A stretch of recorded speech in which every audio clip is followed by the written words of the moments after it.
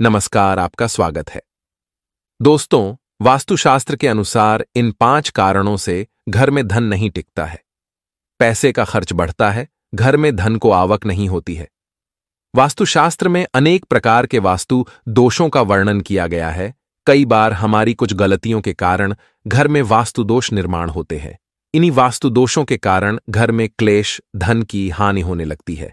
आमतौर पर लोग इन वास्तु दोषों पर ध्यान नहीं देते हैं, लेकिन घर की सारी समस्याओं की जड़ ये वास्तु दोष ही होते हैं। इसीलिए हमें इन वास्तु दोषों को सबसे पहले दूर करना चाहिए। वास्तुशास्त्र के अनुसार हमारे घर के अंदर सकारात्मक और नकारात्मक दोनों प्रकार की ऊर्जा होती है। अगर नकारात्मक ऊर्जा अधिक होती है तो इसके पीछे वास्तु दोष कारणीभूत होते हैं।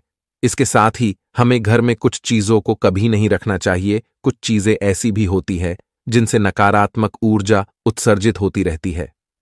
वास्तुशास्त्र में इन वस्तुओं को घर में रखने से साफ मना किया गया है, लेकिन कई लोग जाने अनजाने में इन चीजों को अपने घर में रखते हैं, जो को बहुत गलत होता है। आज के इस वीडियो में हम आपको बहुत ही महत्वपूर्ण जानकारी बताने वाले हैं, जिसे आप सभी को ध्यान से सुनना चाहिए। तो चलिए दोस्तों, जान लेते हैं वह कौन सी चीजें हैं और कौन से वास्तु दोष है जिनसे घर में धन की हानि होती है। दोस्तों, अगर आप इस चैनल पर नए हैं तो इसे सब्सक्राइब जरूर करें, साथ ही वीडियो को लाइक जरूर कर देना। सबसे पहला दोष है दक्षिण दिशा की तरफ मुख्य द्वार का होना। दोस्तों, वास्तुशास्त्र के अनुसार घर का मुख्य द्वार कभी दक्षिण दिशा में नहीं होना चाहिए। दक्षिण में द्वार होने से घर के मुखिया की कभी उन्नति नहीं होती है। घर में सदैव दुख और दरिद्रता छाई रहती है। धन का खर्च अधिक होता है। परिवार में बार बार लड़ाई झगड़े होते रहते हैं। इसीलिए दक्षिण दिशा में कभी द्वार नहीं होना चाहिए।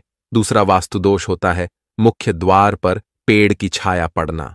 अगर आपके मुख्य द्वार पर किसी वृक्ष की छाया पड़ती है तो इससे छाया वेद का निर्माण होता है, और छाया वेद को वास्तुशास्त्र में बहुत ही हानिकारक माना जाता है।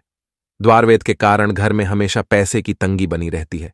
इसीलिए घर के सामने कभी कोई पेड़ नहीं होना चाहिए, और कभी किसी पेड़ की छाया भी घर पर नहीं पड़नी चाहिए। साथ ही अगर घर के सामने कोई बिजली का खंबा होता है तो भी यह द्वार वेद निर्माण करता है। इससे भी धन की हानि होती है। मुख्य द्वार के सामने पानी की टंकी कभी नहीं रखनी चाहिए। पानी की टंकी से भी द्वार वेद निर्माण होता है। मुख्य द्वार के सामने गंदा पानी फैला हुआ नहीं होना चाहिए। जानवरों को बांधने के लिए कोई खूंटी भी मुख्य द्वार के सामने नहीं होनी चाहिए। तीसरा दोष है जल से जुड़ा वास्तु दोष।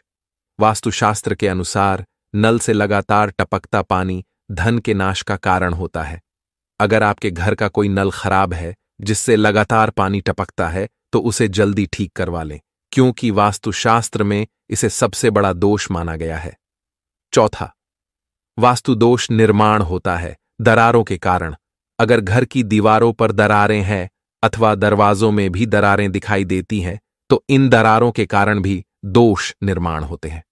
वास्तुशास्त्र के अनुसार घर में किसी भी प्रकार की दरारें अथवा छेद नहीं होने चाहिए। दरारें नकारात्मक ऊर्जा निर्माण करती हैं। साथ ही मुख्य द्वार को खोलते अथवा बंद करते समय आवाज नहीं आनी चाहिए। इससे स्वरवेद निर्माण होता है। स्वरवेद के कारण घर में क्लेश बढ़ता है। और पांचवा दोष है घर की दहलीज से जुड़ा। अगर घर के मुख्य द्वार पर दहलीज नहीं होती है तो ऐसे घर में कभी निवास नहीं करना चाहिए। दहलीज के बिना मुख्य द्वार अधूरा होता है। दहलीज घर की रक्षा रेखा होती है। किसी भी प्रकार की नकारात्मक शक्ति इस दहलीज को पार नहीं कर सकती, क्योंकि दहलीज पर शुभ चिन्ह बनाए जाते हैं। दहलीज के बिना घर असुरक्षित होता है। ऐसे घर में सदैव नकारात्मक शक्तियों का वास होता है। तो दोस्तों, इस प्रकार से वास्तुशास्त्र में इन 5 कारणों के बारे में बताया गया है जिससे घर में धन का नाश होता है। उम्मीद है आपको यह जानकारी अच्छी लगी होगी।